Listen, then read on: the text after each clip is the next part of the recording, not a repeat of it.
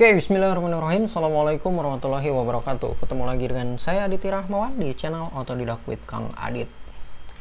Oke, dalam video kita kali ini kita akan membahas tentang Microsoft Word lagi-lagi. Microsoft Word lagi ya.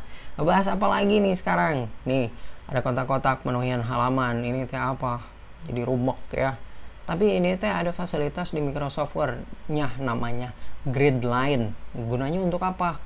Ini teh gunanya bukan menu-menuhin tombol-tombol yang ada di sini, tapi ada gunanya, dan itu sangat luar biasa bergizi untuk bisa mempercepat kita di dalam bekerja di dalam Microsoft Word, pemirsa. Oke, kita akan ngebahas itu fungsi dari grid line. Pertama, ini kayak yang bener ya. Coba kita, nah ini munculin grid line itu dari sini, dari view, udah gitu masuk view, udah gitu grid line, jadi muncul. Nah, kalau misalnya nggak pakai grid line ini kayak yang benar, padahal nggak benar ini teh pemirsa ya. Coba lihat, munculin grid line, seharusnya yang benar itu kayak gini nih. Shoot. Nah, ini yang benar. Loh, ini benar, kok ini nggak benar?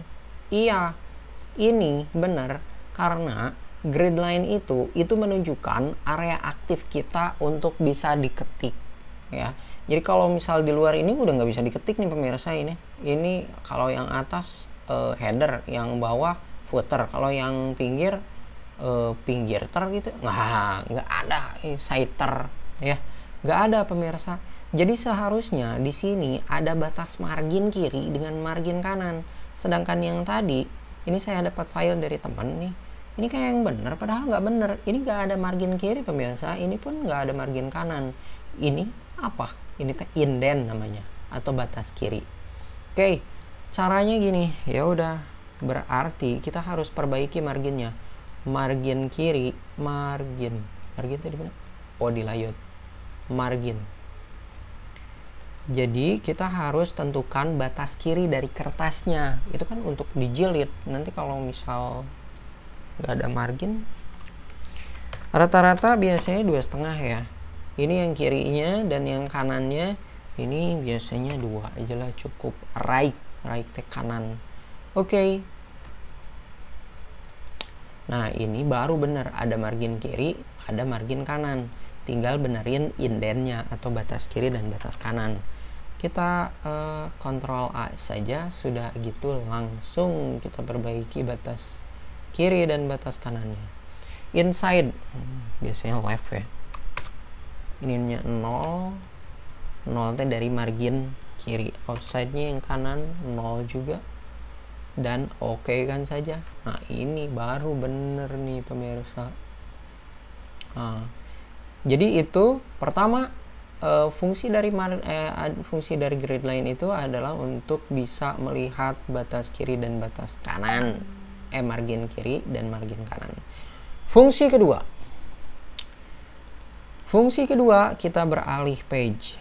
Nah, fungsi kedua jadi cerita gini, misalkan kalau misal kita tidak ada margin ya,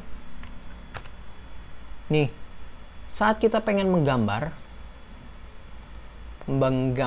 bagan, misal bagan kayak berarti ada alur-alurnya ya, ada bagan nih,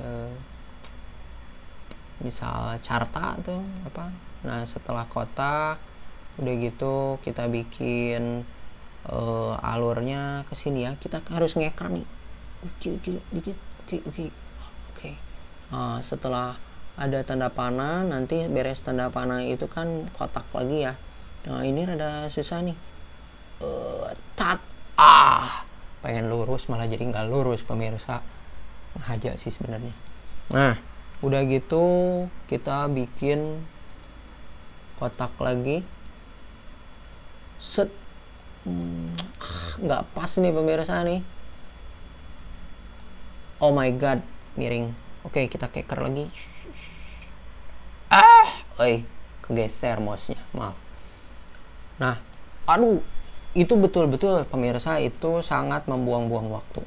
Nah, gimana caranya biar nggak buang-buang waktu? Maka kita gunakan grid line ya. Munculkan grid line-nya.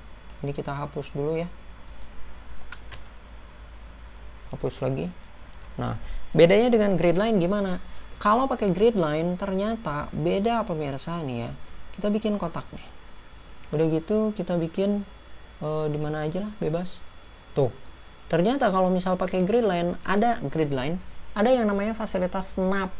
SNAP, snap ya.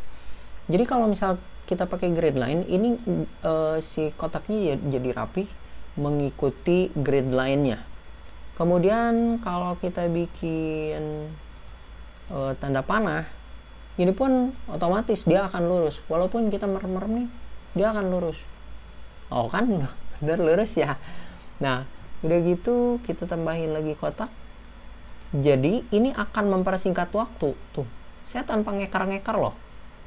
Tuh. Ternyata udah langsung sama dengan yang atas pemirsa. Ini akan sangat menghemat waktu kalau misal kita menggunakan grid line.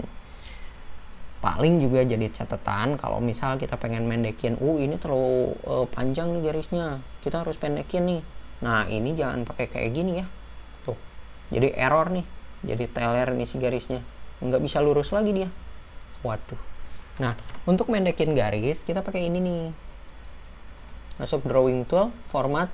Udah gitu ini panjang vertikal, ini panjang horizontal. Panjang vertikal kita atur. Loh. Nah, kayak gini ini baru bener nih. Tuh langsung pas kan? Pas. Coba hilangkan grid line-nya. Pas, ya kan? Ini tadi tunggu. Mama C tadi ngomongin panjang vertikal, panjang horizontal. Kalau garisnya ada di gini gimana? Terus bikin garis baru lagi pemirsa.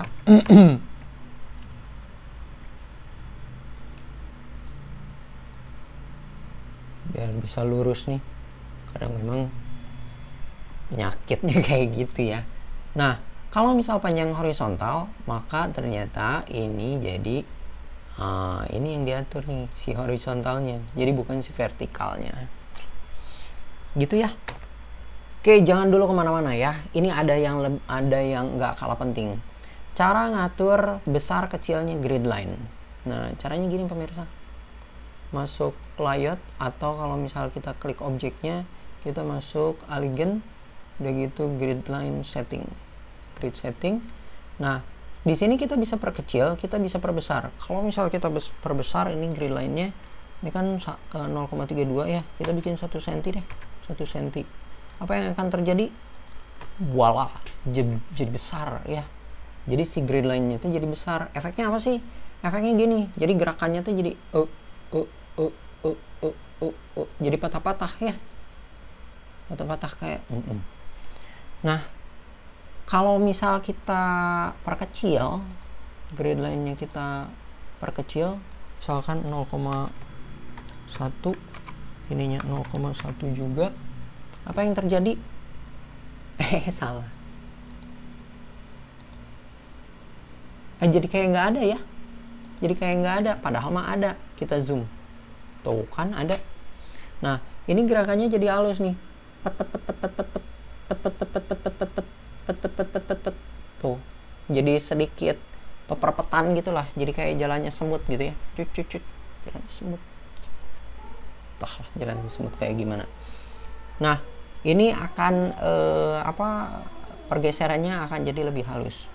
Nah, sekarang gimana kalau misal kita ingin mengabaikan grid line untuk sementara waktu?